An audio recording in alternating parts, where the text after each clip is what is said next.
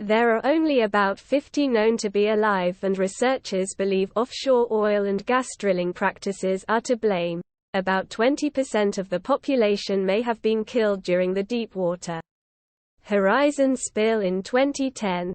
The large team of scientists is now sounding the alarm about the potential loss, which was sent to Secretary of the Interior Deb Haaland and Secretary of Commerce Gina Raimondo. The scientists note this is the only large whale species resident year-round in the waters of the U.S., which would be the first anthropogenic extinction of a great whale species.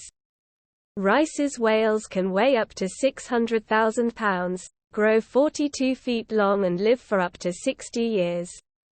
In the letter, yet few on-water measures have been established to protect it.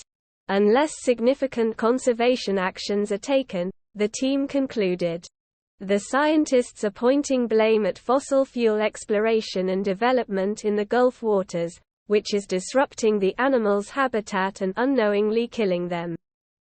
Continued oil and gas development in the Gulf represents a clear, existential threat to the whale's survival and recovery, the scientists state, citing the impacts of far-reaching airgun surveys and of oil spills.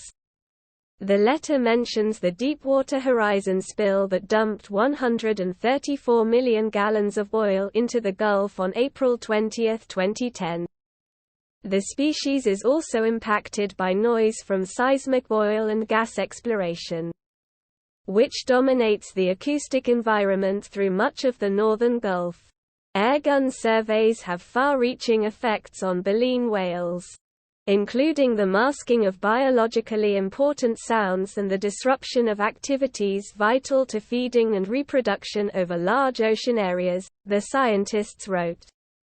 Another danger is several shipping routes that transverse through the waters, as Rice's whales rest within 49 feet of the surface during the night. One stranded whale, a lactating female, was found with injuries consistent with blunt force trauma. Another, a free-swimming individual, has been observed with spinal deformities consistent with a collision injury, the letter states. Another, a free-swimming individual, has been observed with spinal deformities consistent with a collision injury. While there are only 50 known Rice's whales, the scientists are still hopeful that the species could be saved because the whales are still reproducing, and previous observations of baleen whales suggest populations can bounce back if the environment improves. But Gulf of Mexico whales are on the edge of extinction, and measures are urgently needed to reduce mortality and serious injury as well as to alleviate human stressor, reads the letter. The only way to save the whales, according to the scientists, is to stop using the Gulf for offshore wind farms or oil and gas development, urging officials to ban drilling within the whale's habitat and outside of it. Habitat in the eastern, central, and western Gulf must be protected, the letter reads. As of now, the Biden administration is full steam ahead with drilling in the northern Gulf and is considering a new 5-year program for offshore oil and gas leasing, as well as a new regulation and related permits and authorization for seismic surveys in the Gulf of Mexico. The Gulf of Mexico whale is a unique part of the Gulf's natural history and the only large whale species resident year-round in the waters of the United States. Yet few on-water measures have been established to protect it, scientists concluded. Unless significant conservation actions are taken, the United States is likely to cause the first anthropogenic extinction of a great whale species.